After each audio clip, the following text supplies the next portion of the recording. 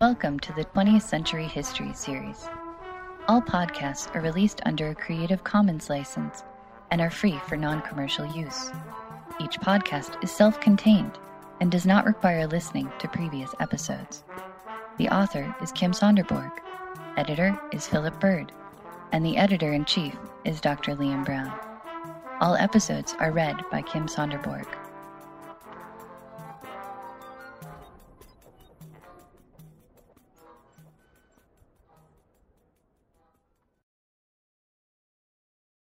Comrade Stalin. Stalin's way into power was different from the other leaders of single-party states, such as Hitler and Castro, because it was done through scheming and manipulation. The Communist Party was already established as the ruling party of the USSR, so Stalin's main goal was to convince his comrades that he should be the leader. Hitler and Castro had led their parties towards dominance and then become leaders of their countries when their parties came into power. Stalin would have to outmaneuver the other candidates for leadership. He used a range of tactics to do this: manipulation, the party bureaucracy, terror, the secret police, and show trials in court. All this was done to gradually clear away any rival from his path towards the central position as leader and to consolidate it once he had gotten it. Was Stalin successful?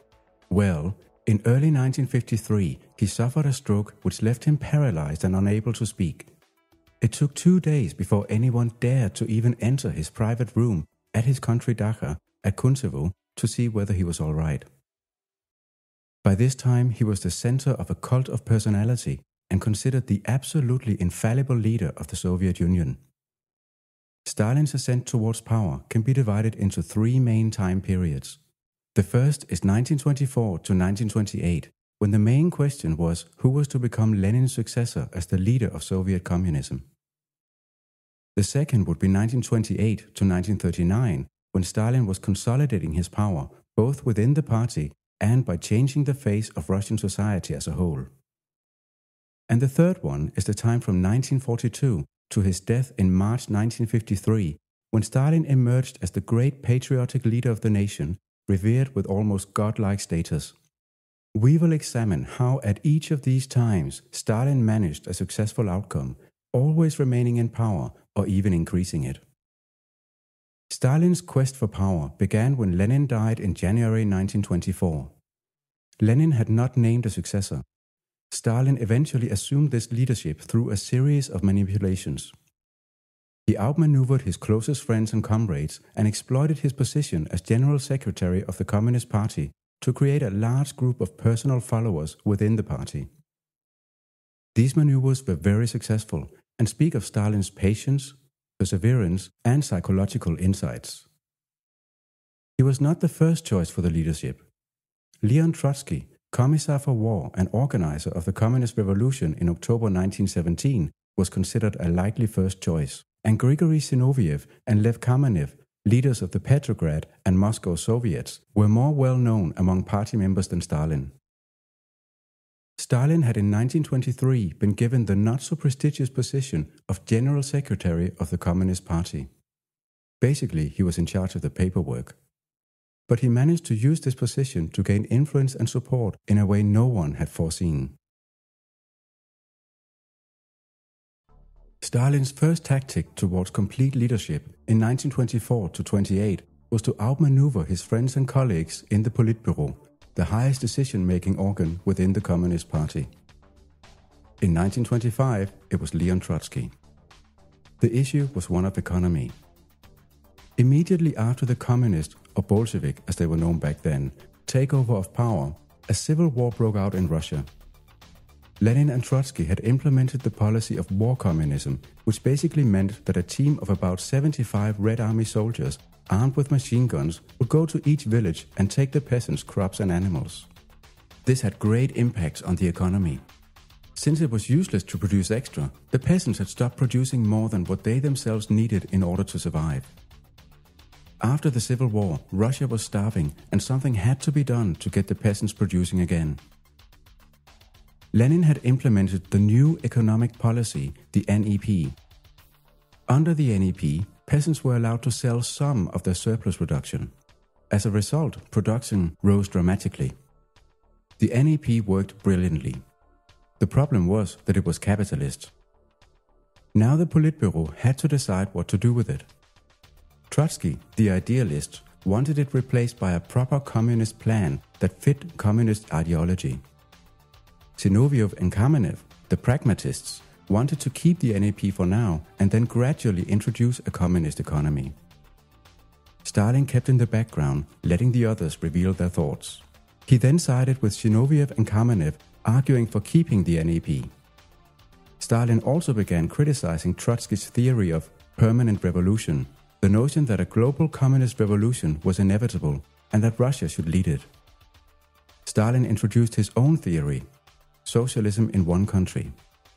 Instead of supporting revolution in other countries, Russia should first develop its own socialist or later communist society. Only then could the revolution be brought to other countries. Zinoviev and Kamenev sided with Stalin, and Trotsky lost, despite actually being closest to true communist ideals. He was relieved of his position of Commissar for War in 1927 and exiled in 1929. In 1940, he was assassinated in Mexico by one of Stalin's agents. This was the first of Stalin's manipulations. He waited until knowing the political and ideological battlefield and focused on first eliminating his main rival. Now came the turn to Zinoviev and Kamenev. Stalin carried out his second great manipulation in 1926 by completely changing his position. He now argued that the NEP was capitalist and strongly suggested that Zinoviev and Kamenev were obstructing the communist revolution. The NEP should be abolished and the pressure on the agricultural sector reinforced as part of the class struggle. Pressure on the peasants would also heighten agricultural production necessary to feed the urban workers of the Industrial Revolution. Kamenev and Zinoviev were rejected from the Communist Party. They were later readmitted, but ultimately died during the purges of 1938-39. As we can see, Stalin was very successful in outmaneuvering his three rivals in 1924-28. It was this manipulation which brought Stalin to the head of the table at Politburo and Central Committee meetings. This could perhaps be compared to Adolf Hitler when he, in 1925, manipulated one of his strongest critics, Joseph Goebbels, into becoming his strongest supporter.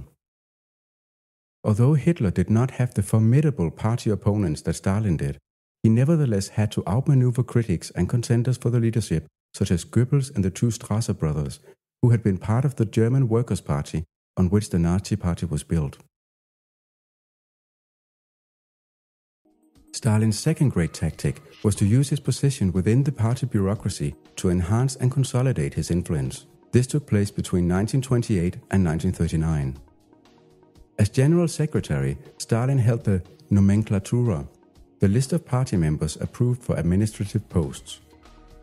Stalin usually made the final decision and could thus appoint whoever would be most loyal to him before anything else.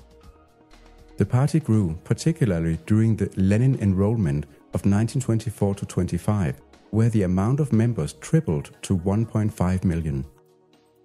More and more communists thus came to rely on Stalin for their political and administrative careers. Some historians claim that Stalin created the Soviet system of state-planned economy partly to make use of this enhanced power within the bureaucracy. At the same time, society was disrupted and people had little time to think about the state of affairs.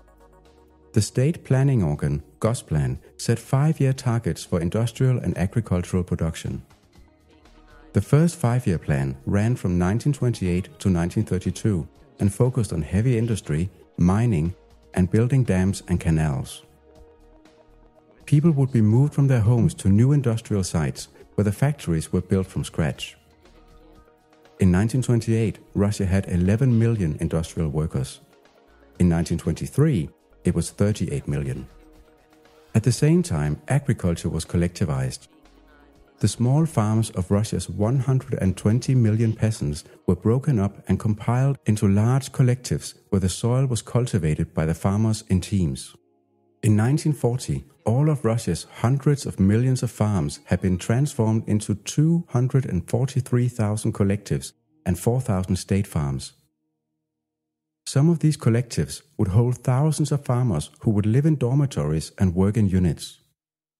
The same happened for industrial workers, and it caused enormous disruptions in people's lives as they were moved thousands of miles away from their hometowns to work on the building of the Dnieper River Dam or the Magnitogorsk steelworks.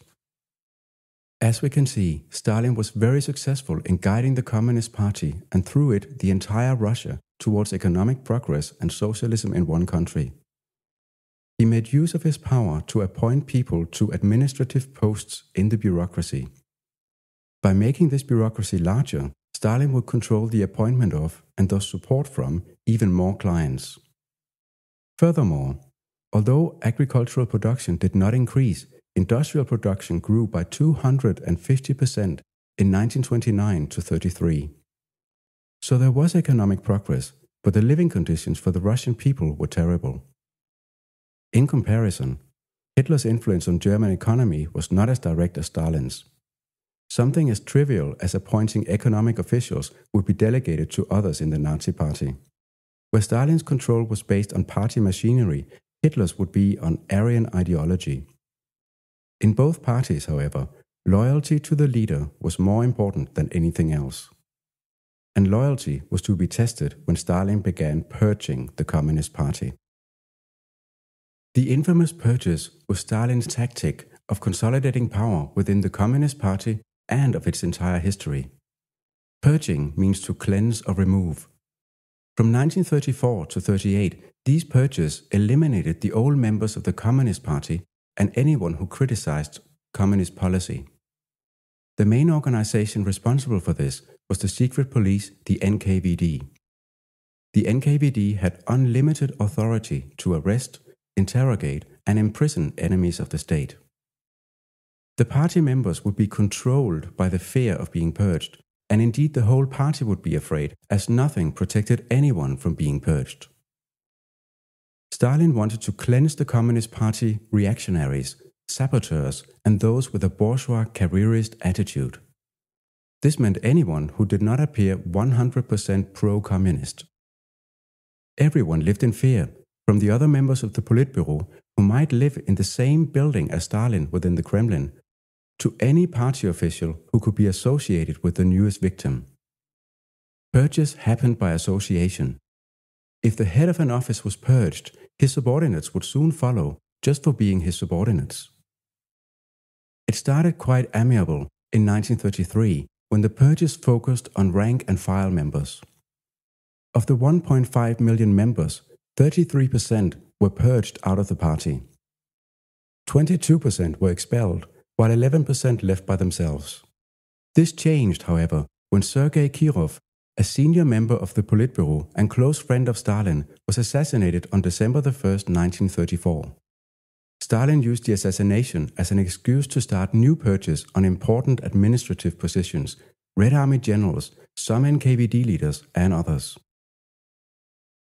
The purges continued into 1936-38. The purges continued into 1936-38, where they developed into what is known as the Great Show Trials. Stalin now insinuated that several secret agents had formed a plot against the communist state and party. The trials were made public, and journalists were present in the courts when top-ranking communist leaders confessed to having plotted to assassinate Stalin, to having worked as secret agents for the Gestapo, to having poisoned water supplies, and in other ways obstructing the progress of communist Russia. The suspects would agree to the most outrageous confessions, having been imprisoned, beaten, tortured, or threatened on the lives of their families. It is said that some NKVD agents would beat suspects so severely that their eyes popped out of their skulls. In 1938, the head of the NKVD himself, Yagoda, was put on trial and executed. The new head of the NKVD, Yezhov, was arrested and executed in the same year.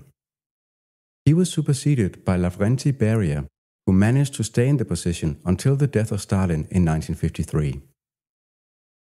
As we see, the purges were very successful for Stalin in consolidating his own power, as all his old comrades from 1917 were now gone. There were no possible rivals to the leadership of the party, and the Red Army would not suddenly attempt to take power. There would be no more attempts at opposing, criticizing, or even disagreeing with Stalin's viewpoints. But the purges also had unfortunate effects. By 1938, 50% of the Red Army officers had disappeared, and it took years to train new ones. This actually became a problem during the Nazi invasion of Russia 3 years later, in June 1941, as there were not enough competent officers to lead the Red Army. Again, there are similarities and differences to Hitler. The Nazi Night of the Long Knives in 1934 resulted in around 100 official deaths, there might have been several hundreds, and about 1,000 arrests. In the USSR, hundreds of thousands of people were affected by the purges, which continued for a much longer time. Hitler was less suspicious than Stalin, and after the Night of the Long Knives, he felt himself sure of the loyalty of his party. Stalin, on the other hand, never let go of his suspicion towards other people. World War II was the third factor which helped extending and consolidating Stalin's power and standing, both with the Russian people and on the international scene, though it was not so much a tactic as a set of circumstances. But Russia was the first country to beat the Germans and was responsible for the eastern side of the Allied counterattack. The Red Army basically chased the Nazis all the way back through Russia, Poland and Czechoslovakia, through Germany proper, and finally in the streets of Berlin. Stalin emerged as a national hero to his people, responsible for the victory of the Great Patriotic War, and internationally as an ally, equal to Eisenhower and Churchill. He thus benefited greatly from the war. Initially though, during the first week of the German invasion, beginning on the 22nd of June 1941, Stalin locked himself in his apartment and refused to speak to anyone. But eventually he re-emerged and began deploying Red Army soldiers against the Nazi invasion. It did not go well. The Red Army lacked officers, and the soldiers were unprepared for Hitler's blitzkrieg tactics. Up to 2.5 million Russian soldiers had been taken prisoner by December 1941. But now winter set in. Hitler had expected his soldiers to be back by winter, and they were not equipped with winter uniforms. It was so cold that the oil froze in the armored vehicles. It was the Battle of Stalingrad, however, which turned the tide for the Russians and with them the Allies. Neither Hitler nor Stalin could afford a defeat in Stalingrad, and both poured in soldiers who fought each other street by street. Eventually the Germans were defeated, and the Red Army began chasing the Nazis back towards Germany. By then, the Russian war production had greatly overtaken what the Germans could destroy. The USSR had about 19,000 armored fighting vehicles when the war began. In 1945, the total production, including those destroyed up until then, was approximately 65,000. The Germans could not keep up. Russia basically produced itself towards victory over the Germans. Stalin had initiated the 5-year plans and proved the USSR a new industrial force. And despite the losses, Stalin received praise as leading commander of the Red Army. He had now established the USSR and himself as a force to be reckoned with. When we consider power in terms of a dictatorship, Stalin can be said to have reached the absolute pinnacle of power after World War II. Stalin had by then become the center of a cult of personality and was worshipped almost as a god. People would carry flags and images of him in massive street parades. Over 30 cities, streets, or buildings were named after him, and he was given such names as Great Architect of Communism or Brilliant Genius of Humanity. Already in the 1930s, a bell had to be installed in the meeting hall of the Central Committee to signal when the members should stop clapping at Stalin's speeches. This was to prevent applause from going on forever. No one dared to be the first to stop. With censorship of the news, education, and the arts, little criticism was available, and even God was removed as a rival of thought in the minds of the people. In 1925, an organization known as the League of Godless Militants, led by Yaroslavsky, began rounding up Orthodox priests and dismantling the churches. There was nothing else to believe in than communism and Stalin. In conclusion, it is easy to see that Stalin was very successful in gathering and consolidating power around his person. He used a number of methods, such as manipulation, controlling the party bureaucracy, as well as purges, show trials, and fear and terror in general. These had widespread effects in both the party itself and in all of Soviet society. Stalin is most often compared to Adolf Hitler. They both became absolute leaders of party and state and fought each other during World War II. But their ways into power were different. Where Stalin rose inside an already established party structure, Hitler built and controlled his own party. Both Hitler and Stalin purged their parties of undesirables, but Hitler only did so once, during the Night of the Long Knives in 1934. After this, he must have felt secure in his own power over his party comrades. Stalin never did. This concludes this episode of the 20th Century Histories Series podcast. Music for the intro and outro was made by Andrea LaRose, while the music in this episode was made by Border Run. To download more of these podcasts or to leave a comment, please visit www.historypodcast.net. Thank you for listening.